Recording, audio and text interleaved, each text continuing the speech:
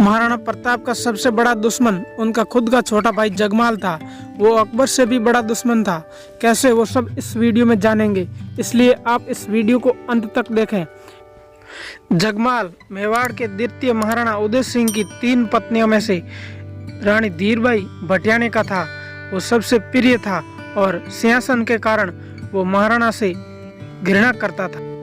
जगमाल ने महाराणा को मारने के अनेकों प्रयास किए और वो एक भी युद्ध में महाराणा के साथ नहीं गए, लेकिन महाराणा प्रताप को मारना जगमाल के लिए हर बार असंभव रहा, क्योंकि वे महाराणा थे।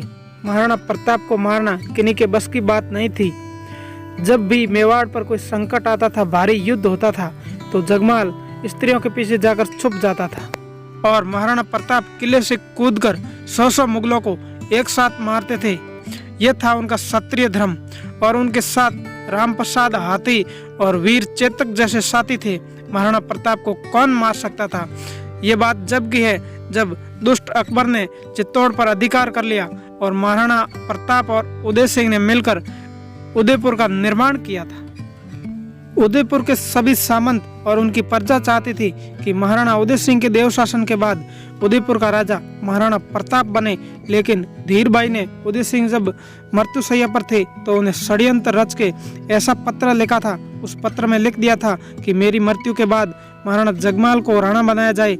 और जब महाराणा उदय सिंह का दाह संस्कार महाराणा प्रताप कर रहे थे तो उधर महारानी धीरबाई ने जगमाल का राज्याभिषेक कर दिया और तुरंत वो राजगद्दी पर बैठ गए। जब चुंडावत जी ने सारे सामंतों के सामने पत्र को पढ़ा तो सारे सामंत हक्के बक्के रह गए, क्योंकि उसमें लिखा था कि मेवाड़ के महाराणा जगमाल को बनाया जाए। वो उदय सिंह का पत्र था।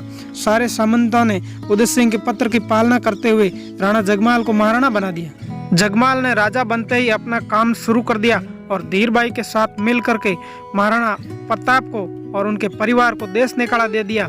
और महाराणा प्रताप वहां से जाने लगे तो उनकी सारी प्रजा दुखी थी और महाराणा प्रताप ने मेवाड़ छोड़ के राणा पुंजा अरावली के पर्वत में रहते थे।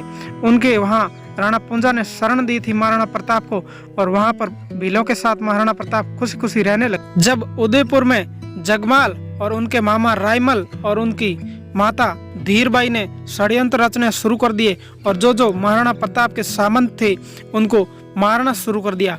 जब ये खबर महाराणा प्रताप को चली तो वो तुरंत उदयपुर पहुंचे और सभी सामंतों के साथ उदयपुर को सिंहासन से जगमाल को उतार फेंका और वहां के सामंतों ने महाराणा प्रताप को उदयपुर का राजा बना दिया और जगमाल सीधा अकबर की शरण में गया और उनकी शरण ले ली।